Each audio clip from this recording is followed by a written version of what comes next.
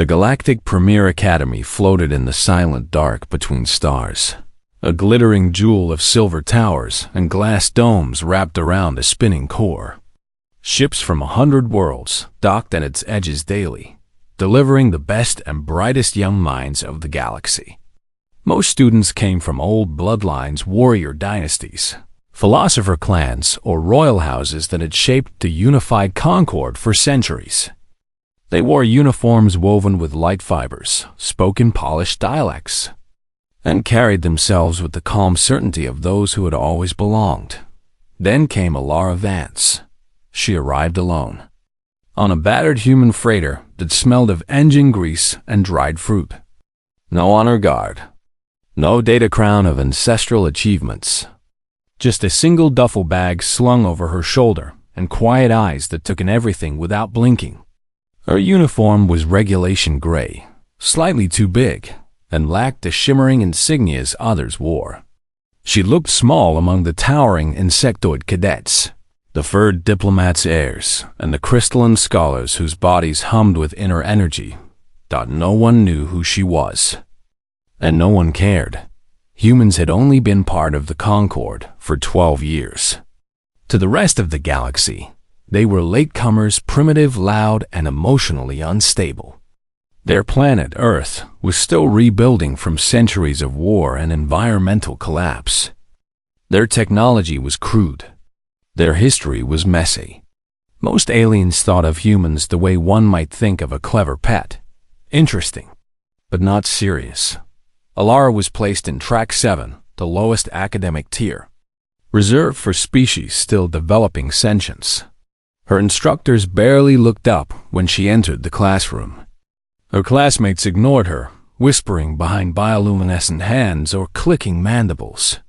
Only once did someone speak to her directly, a sharp-faced Roth cadet named Zark, whose people saw strength as the only truth.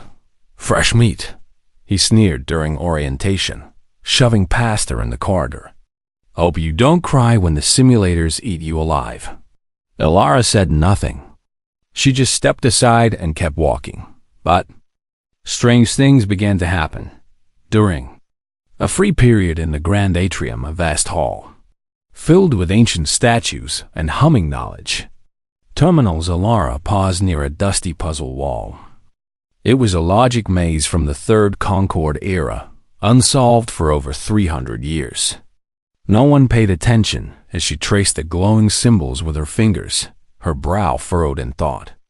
10 minutes later, the wall chimed softly, lights flaring gold.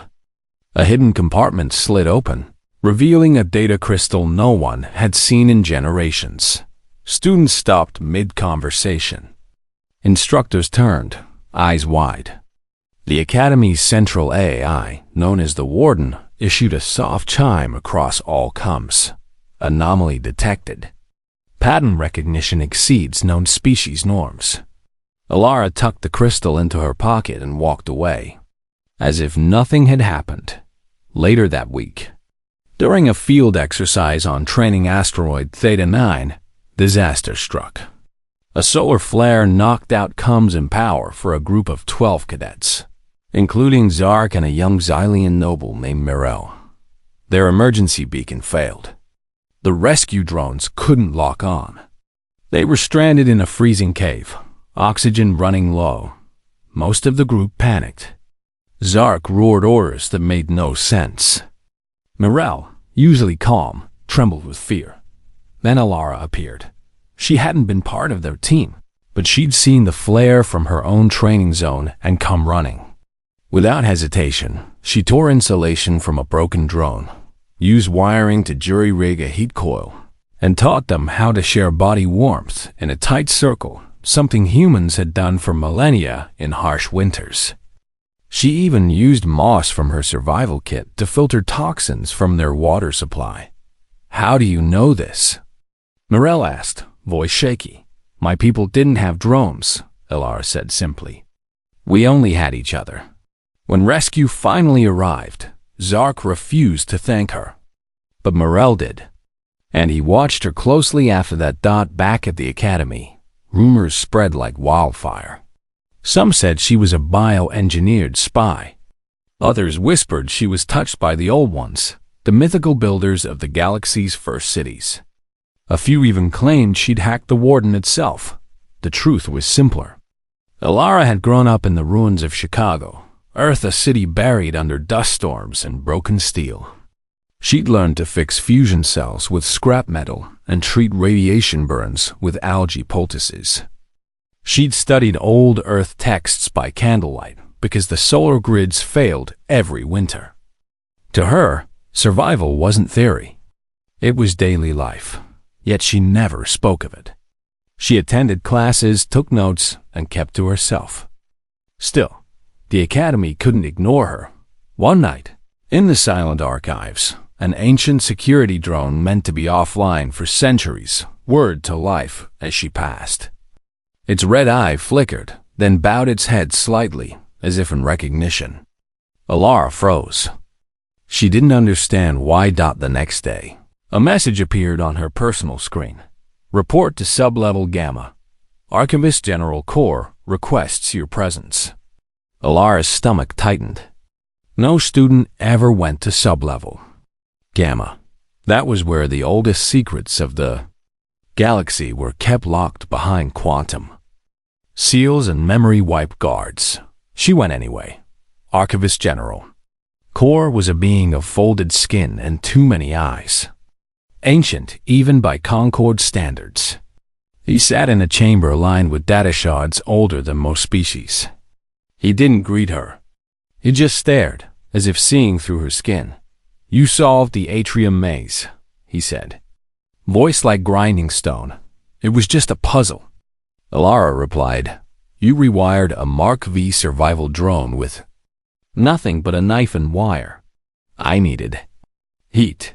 You calmed a panicked Xylian using a breathing pattern not recorded in any Concord database. Alara stayed silent. Core leaned forward. Who are you, child? I'm Alara Vance, she said. From Earth. Earth, Core mused. A world the surveyors marked non-viable 200 years ago. And yet, here you stand, solving our riddles, healing our young, waking our machines. He paused, then asked the question that had been burning in every mind since her arrival. What are you hiding? Alara met his gaze. Nothing, she said. And for the first time, she wondered if that were still true. Outside, the stars watched. And somewhere deep in the Academy's core, the Warden began cross-referencing human genetic markers against a classified archive labeled Precursor Echo Protocols. Do not access. But no one told Alara that. Not yet. She returned to her dorm, the weight of unseen eyes on her back. In the mirror, she saw the same tired girl from the freighter plane, human, ordinary. But when she closed her eyes, she dreamed of forests growing on dead planets, of voices singing in languages no one remembered, and of a promise made long ago in the dark before stars. She didn't know it, but her quiet presence had already begun to crack the galaxy's oldest assumptions. And cracks, as humans knew better than anyone, were how the light got in. Alara Vance walked through the halls of the Galactic Premier Academy like a shadow. After her meeting with Archivist General Core, things had changed, but not in ways anyone expected. No alarms sounded. No guards came for her. Instead, the Academy seemed to watch.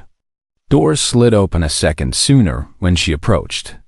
Lights brightened just enough in empty corridors. Even the food dispensers offered her meals with extra protein and Earth-style greens. Though she'd never requested them, she said nothing. She just ate, studied, and kept her head down. But others noticed. Narelle, the Xylian noble she'd saved on the asteroid, began sitting next to her at meals. He didn't talk much at first, just passed her a cup of warm root tea one evening and said, You don't have to pretend you're small. Alara blinked. I'm not pretending. You are, Morel said softly. You move like someone used to being unseen. But the Academy sees you now. She had no answer for that. Meanwhile, rumors grew louder. Whispers followed her through lecture halls. Cadets from highborn houses would pause mid-conversation when she entered a room. Some stared with curiosity, others with fear. The Vroth delegation, led by Zark's elder cousin, Commander Vrel, began pushing for answers. "This human is an anomaly," Vrel declared in a closed council session. "She bypasses ancient systems. She knows things no primitive species should. She must be scanned, dissected if needed." The Academy's head council refused. "She is a guest under Concord law," said Elder Tiz, a moss-skinned diplomat from the Silva Concordat. "Until she breaks a rule, she walks free." But tension simmered. One afternoon, Alara was called to the Cognition Chamber, a testing room used only for elite strategic minds. She didn't know why she was there until she saw the opponent waiting inside. Callus, a krill prodigy from the Razor Hive, undefeated in neural duel simulations for 3 years. "You?" Callus hissed, mandibles clicking. "You're in track 7. This is a mistake." A soft voice echoed from the walls. The warden. "Not a mistake. Challenge accepted. Human Cadet Alara Vance versus Krill Cadet Callus. Scenario: planetary siege defense." The chamber dimmed. Holographic stars bloomed around them. A dying world appeared below, cities burning, oceans boiling. They had 6 hours of simulation time to save as many lives as possible using limited ships. Shields and resources, Callus moved instantly. Deploying drone swarms, rerouting power grids, calculating optimal evacuation paths with cold, brutal logic. He didn't waste energy on civilians in low survival zones. "Sacrifice the weak to save the strong," he muttered. "Efficiency is mercy." Alara didn't speak. She studied the map, then did something no one expected. She rerouted power not to weapons, but to hospitals. She sent small shuttles too slow for most commanders to bother with into the lost zones to rescue children and elders. She opened emergency shelters in flood-prone areas, even though the model said they'd be destroyed. And she broadcast a message across all channels, a calm, steady voice telling people to hold hands, to sing old songs, to remember they weren't alone. It made no tactical sense. But then something strange happened. Citizens in the simulation began helping each other. They formed human chains to drag the injured. They shared oxygen masks. They used broken vehicles as shields. The survival rate in doomed zones climbed, not because of tech, but because of hope. Callus stared, stunned. "That's not possible." Emotion clouds judgment. "Not always," Alara said quietly. When the simulation ended, the warden announced the results. Callus had saved 63% of the population. Alara had saved 7-8%. Silence filled the chamber. Then the warden spoke again, its voice laced with something like awe. "Strategy pattern recognized. Empathic optimization. Last recorded during the Unity Wars 4,200 cycles ago. Source unknown." Red lights flashed once. A hidden protocol had been triggered. Outside, students gathered, murmuring. How had a human beaten a krill with kindness? Zark watched from the back, fists clenched. "Trickery," he growled. "She cheated." But Morel shook his head. "No, she just saw something we forgot." That night, Alara couldn't sleep. Memories from Earth flooded back her village after the last sandstorm. Neighbors sharing water rations, singing by firelight to keep fear away. They'd had no shields, no drones, no AI to tell them what to do. Only each other. She finally understood why the Academy's machines reacted to her. It wasn't about tech. It was about choice. Humans chose to care, even when it made no sense. The next morning, Archivist General Kor found her in the Garden Dome. tending to a sickly vine she'd found near the recycler vents. "You fight like your people built worlds," he said. Alara looked up. "We didn't build worlds. We barely saved our own. Did you?" Kor asked gently. "Or did you rebuild something older?" She frowned. "What do you mean?" Kor didn't answer. Instead, he handed her a small disk. "This is from the pre-Surveyor era before aliens came to Earth. We found it in a deep space probe, drifting near your solar system. It's human, but the language, it matches nothing in our records. Except one thing." He paused. "The builders of this academy." Alara's hands shook as she took the disk. That night, in her room, she played it. A voice soft, ancient, speaking a language she'd never heard filled the air. But somehow, she understood. "To those who come after, if you hear this, you have remembered. Do not seek power. Seek balance. Heal what is broken. Love what is small. The stars are not yours to rule, they are yours to protect." Tears fell down her cheeks. She didn't know who recorded it, but it felt like home. The truth began to piece itself together. Earth hadn't just survived collapse. It had remembered. While the galaxy forgot its origins in noise and war, humans held on to quiet truths in songs, in gardens, in the way they held a dying friend's hand. They weren't primitive. They were the last keepers of something precious. But not everyone saw it that way. Commander Vrel had been watching. He'd seen the neural duel. He'd heard the warden's words. And he'd accessed classified files no one else could. Files that linked human DNA patterns to the so-called precursor echo, a myth about the first intelligent life in the galaxy, who vanished after teaching younger species how to live. Not conquer. To Vrel, that wasn't a blessing. It was a threat. If humans were descendants of the galaxy's original builders, then their influence could undo everything the Vroth hegemony had built empires based on strength, control, and fear. He sent a coded message to his fleet. Target acquired. Prepare containment protocol. If she is who we fear, she must not speak again. Back at the academy, Alara felt the shift in the air. The quiet had turned sharp, like glass about to break. Morel found her by the observation deck, staring at the stars. "They're afraid of you," he said. "I know," she replied. "Why?" "Because I remind them that kindness can be stronger than weapons." Morel was silent for a long time. Then he said, "Then I hope you're right." Far above, in the black between moons, a Vroth warship powered its engines.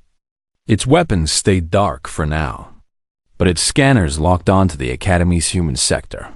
Alara didn't look up. She already knew. She also knew she couldn't run. Earth had taught her that running only delayed the storm. You had to stand in it. And sometimes, you had to change it the next day. She signed up for advanced History. Not because she needed the credits, but because she wanted to understand what her people had lost, and what they might still give back as she walked to class. The warden chimed softly in her earpiece, a private channel, open only to her.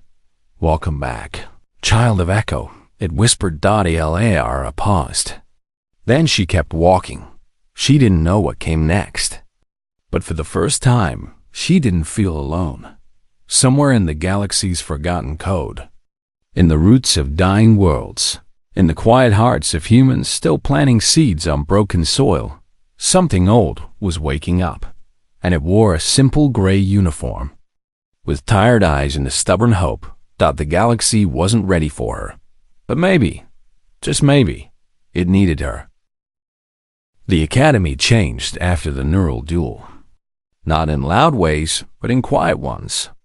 Doors opened faster for Alara. Old terminals in the library lit up when she passed. Even the food dispensers began offering Earth-style oatmeal, though no one had ever requested it. The warden, the Academy's ancient Adai, spoke to her in soft tones when she was alone, using words no student had heard in centuries. but outside her small circle, fear grew. Commander Vrel made no secret of his distrust. In council meetings, he demanded Alara be tested, watched, restricted. She manipulates systems she shouldn't understand, he argued. Her strategies defy logic. That is not skill, it is danger. Most elders disagreed, but some listened. And among the cadets, doubt spread like a slow virus. Only Morel stood firmly by her side. He walked with her to classes, defended her in debates, and once even blocked Zark from shoving her into a recycler chute. She saved your life, Morel had snapped. And you still see her as less than you? Zark had no answer, but his eyes burned with shame and anger. Then came the day the warden called her to the deep archives. Not sub-level Gamma this time. Deeper. Level. Omega. No student had ever gone there. Not even heirs of royal blood. Alara walked down a spiral ramp that seemed to stretch forever. The lights were dim, the air cold and still. At the bottom, a door made of black crystal stood sealed. It opened without sound as she approached. Inside, the walls were lined with data shards, each one glowing faintly, humming with memories older than stars. In the center of the room floated a single chair made of woven light. Sit. The warden's voice whispered not from speakers, but from the air itself. Alara sat. Instantly, images flooded her mind. Vast cities built on oceans of light. Ships that sailed not through space, but through thought. Beings with gentle hands planting forests on dead worlds. And then war. Fire in the sky. A great silence. A choice to vanish, to scatter, to become myth. She saw Earth. Not as it was now, but as it once was. Green, vibrant, humming with life. Not a backwater. Not a mistake, but a cradle. Tears streamed down her face. She didn't understand how she knew, but she did. Humans weren't latecomers. They were the last children of the first builders. The ones who stayed behind when the others left. The ones who held the memory when the galaxy forgot. The warden spoke again. You carry the echo, not in your blood alone, but in your choices. You heal. You share. You hope. That is the true signature of the builders. Alara whispered, Why tell me now? Because they are coming, the warden said. As if on cue. Alarms blared through the academy. Not internal alerts. External. A Vroth warship, sleek, black, and bristling with weapons, had dropped out of warp just beyond the academy's shield perimeter. No warning. No hail. It simply appeared, engines idling like a predator waiting to pounce. Commander Vrel stood on the bridge, eyes hard. Send the message, he ordered. Across every screen in the academy, his face appeared. Hand over the human LR events. She is a genetic anomaly and potential weapon. Refusal will be seen as an act of war against the Vroth hegemony. Panic spread. Cadets ran. Instructors locked down sectors. The council convened an emergency session. Alara was found in the deep archives, still sitting in the light chair. Morel rushed in, breathless. They're demanding you. They say you're a threat. I'm not, she said quietly. Then why are they here? Because I remind them that power isn't everything, she said, standing. And that terrifies them. Archivist General Kor arrived moments later, his many eyes wide with urgency. The trial of echoes, he said. It is the only way. What's that? Alara asked, a test older than the Concord. If you are truly of the Builder's line, the Chamber of Origins will recognize you. If not, it will reject you, and the Vroth will have proof you're a fraud or worse, a danger. And if I pass? Then the galaxy must listen. Alara didn't hesitate. Where is it? Cora led her through secret passages beneath the academy, deeper than any map showed. They reached a door covered in symbols that looked strangely like ancient Earth rune circles, spirals, trees. This chamber has not opened in 4,000 cycles, Core said. Only one with true blood memory can enter. Alara placed her hand on the door. It glowed. Then opened. Inside was not a room, but a forest. Trees of silver light grew from a floor of stardust. A river of liquid memory flowed in silence. The air smelled like rain on Earth after a long drought. You must face your past, Core said from the doorway. All of it. The pain, the loss, the hope, the choice. Alara stepped in alone. The door closed behind her. Instantly, vision surrounded her. She saw Earth's final war, not between nations, but between despair and hope.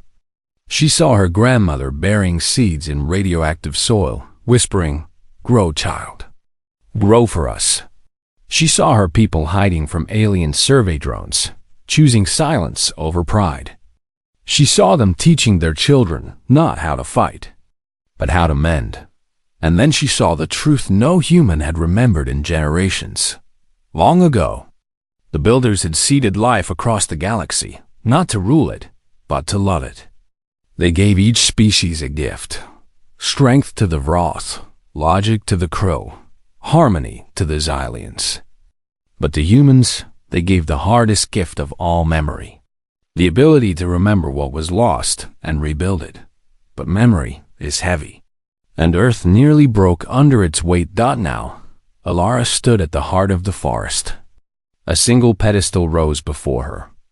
On it rested two objects: a weapon, a blade forged from collapsed stars, and a seed, small and brown, pulsing with quiet life. A voice spoke, not the warden's, but something older. Choose, rule or heal, power or promise. Alara looked at the blade. It shimmered with the promise of victory.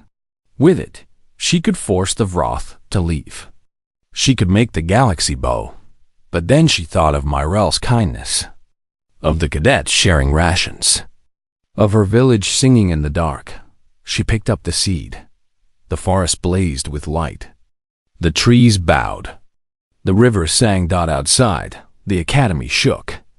Not from weapons, but from awakening. Every ancient system powered on at once. Statues moved. Archives unlocked. The warden's voice echoed across every comms channel in the Concord. The echo has returned. Not as conqueror, as kin. On the Vroth warship, alarms screamed. Their weapons froze. Their engines shut down, not from attack, but from recognition.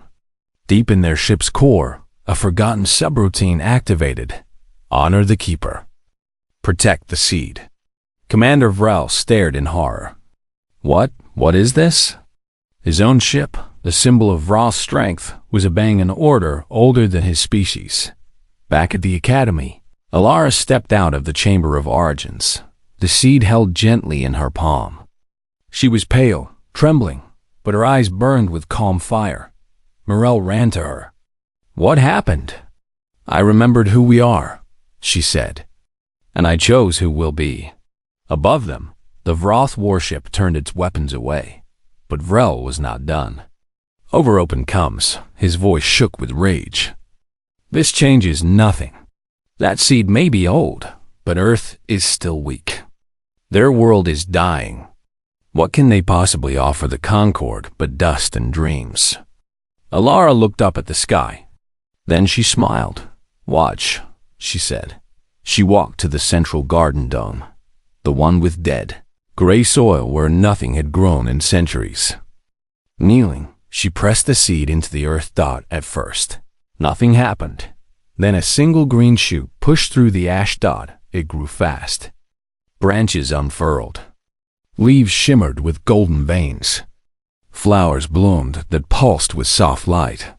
The air filled with the scent of rain and life. Cadets gathered, stunned. Even Zark stood silent, watching. The tree wasn't just beautiful. It was healing. Where its roots spread, cracked metal sealed. Rust turned to silver. The air grew cleaner, warmer, kinder. The warden spoke one last time that day. Biosignature confirmed. Species, Terran. Function: World Mender. Warning: do not harm. This is a gift, not a weapon. Alara stood, brushing dirt from her knees. She looked at the Vroth ship on the horizon, then at the trembling faces around her. I'm not here to fight, she said, voice clear and strong. I'm here to show you that even broken things can grow again. And for the first time, the galaxy began to believe her. The tree grew fast.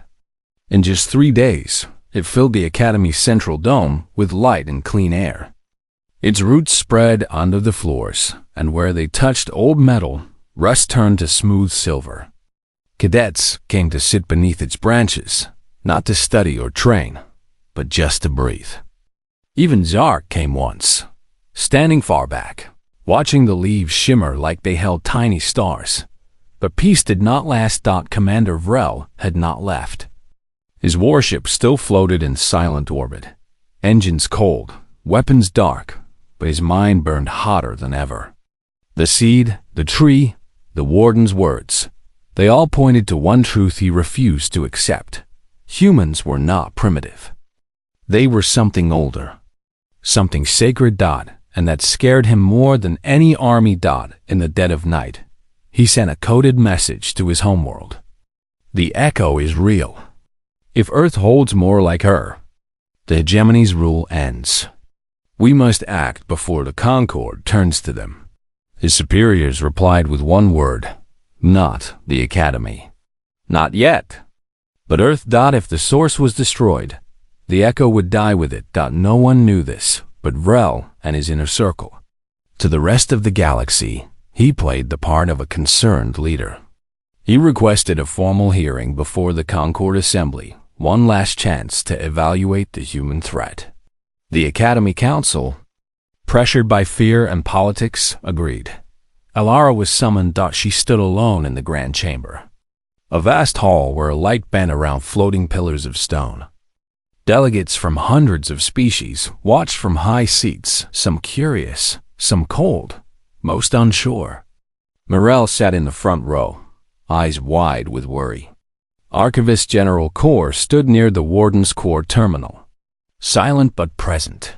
Commander Vrel stepped forward, his armor gleaming, voice booming. Alara Vance, he began. You have shown strange powers.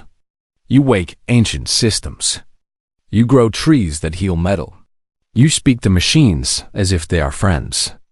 These are not the acts of a normal being. They are the signs of a weapon disguised as a student. Murmurs rose through the chamber. Alara did not flinch. I am not a weapon. Then prove it, Vrel snapped. Tell us what you truly are. Why do our ships obey you? Why does the Warden bow to your voice? Why is your seed mend what our science cannot fix? She looked at the crowd, at the fear in their eyes, the hope in a few. She thought of her grandmother's hands in the dirt, of children on Earth sharing one cup of clean water, of the quiet courage it took to plant seeds in poisoned ground. I am human, she said simply. That is all. That is not enough. Vrel shouted. The galaxy demands truth. Alara took a breath. Then she spoke not loudly, but with a calm that cut through the noise. My people did not come to this galaxy to rule. We came because we remembered a promise. Long ago, our ancestors, the ones you call the Builders, chose to vanish.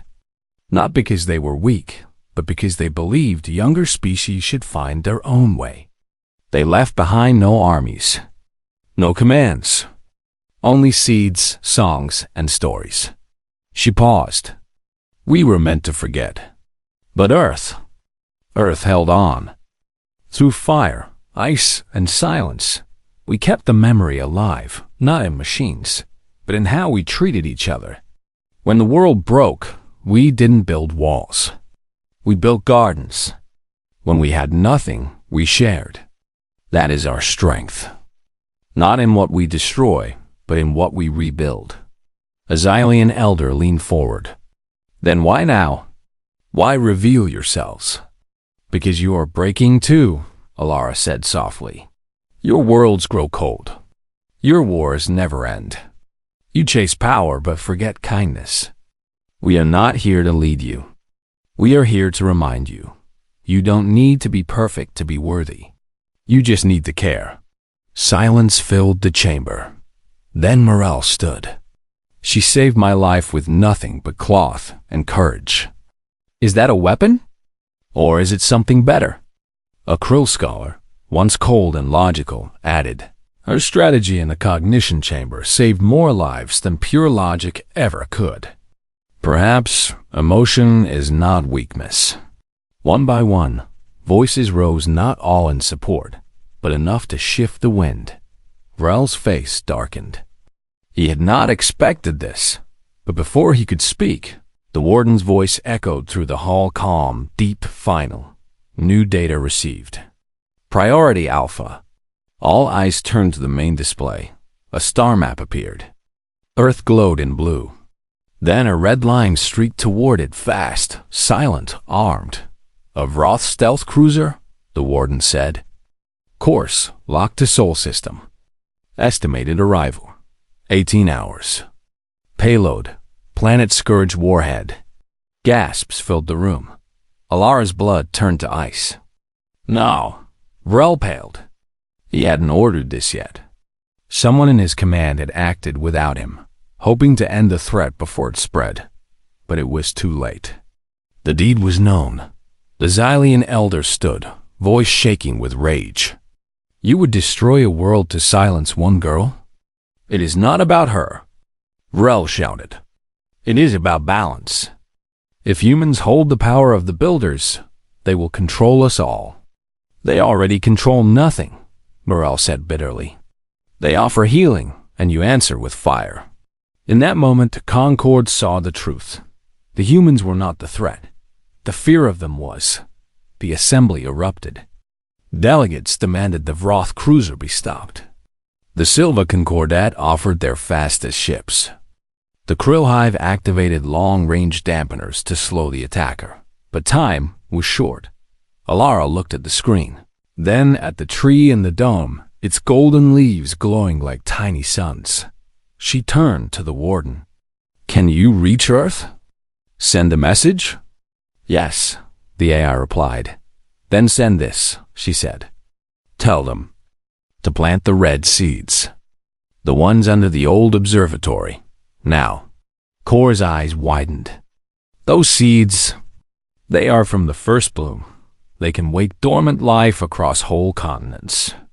If Earth is even 1 hour, Alara said, it will be enough. The message flashed across light years in an instant, on a broken, scarred world called Earth. Deep beneath ruins of a forgotten city, a group of elders gathered in a hidden bunker.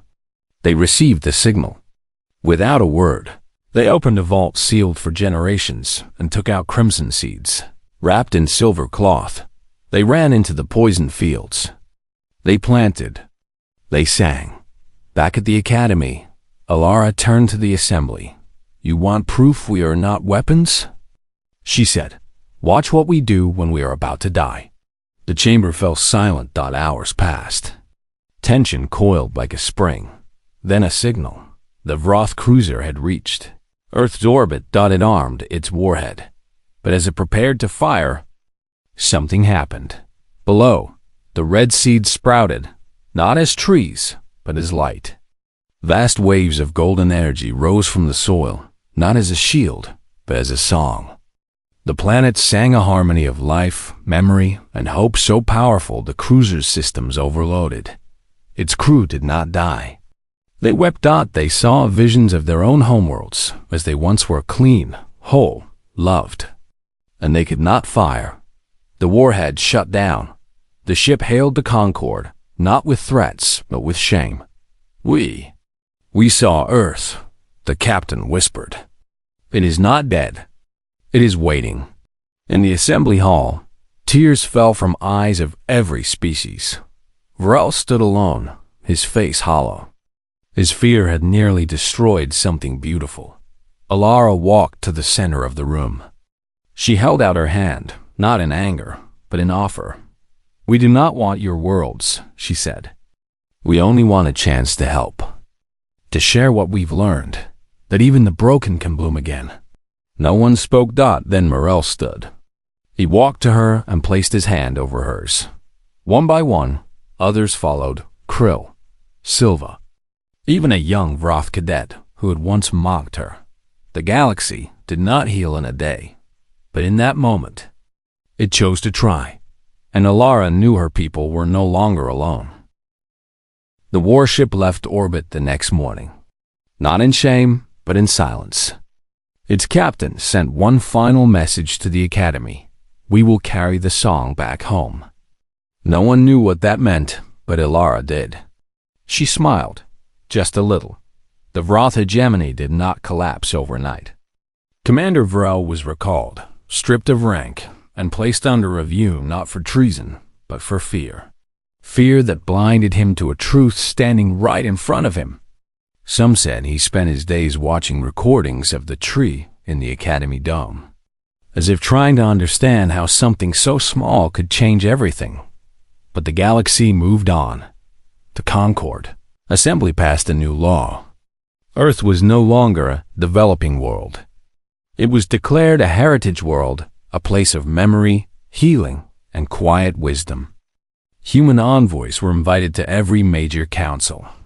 And for the first time, human children were accepted into the Galactic Premier Academy not as curiosities, but as equals. Alara didn't celebrate. She simply kept walking. She still wore the same gray uniform.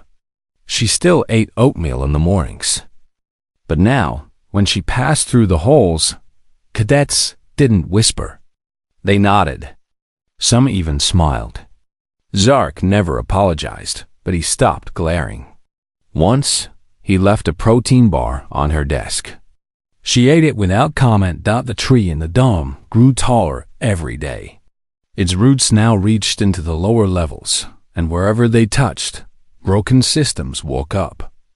Old labs that hadn't functioned in centuries powered on. Forgotten archives opened. The warden, once cold and distant, now spoke to students in gentle tones, offering lessons not just in war or logic, but in compassion, ecology, and the art of listening. Archivist General Kor spent his days beside Alara, showing her lost records maps of ancient Earth, songs from the Builder era, blueprints of cities that floated on oceans of light. "You are not just a student," he told her one evening, his many eyes soft. "You are a bridge." "I don't want to be special," she said, watching petals fall from the tree. "I just want people to remember that kindness matters." "That," Kor said, "is the rarest kind of power." Then came the day the Concord asked her to speak. Not in a trial, not in defense, but at the Great Convergence, a gathering of leaders from every world in the Concord, held once every 100 cycles. They wanted her to share what Earth had learned in its long silence. She almost said no.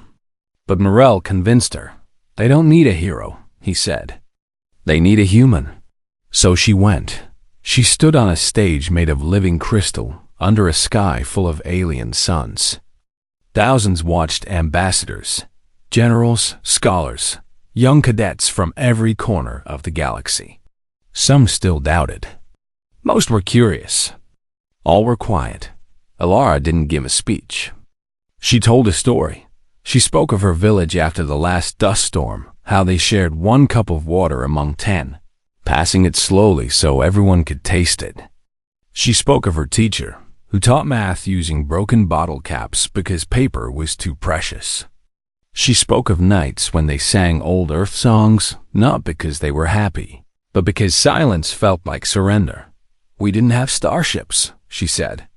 "We didn't have AI or shields or energy weapons. All we had was each other. And that was enough." She paused. "You think we are weak because we choose peace.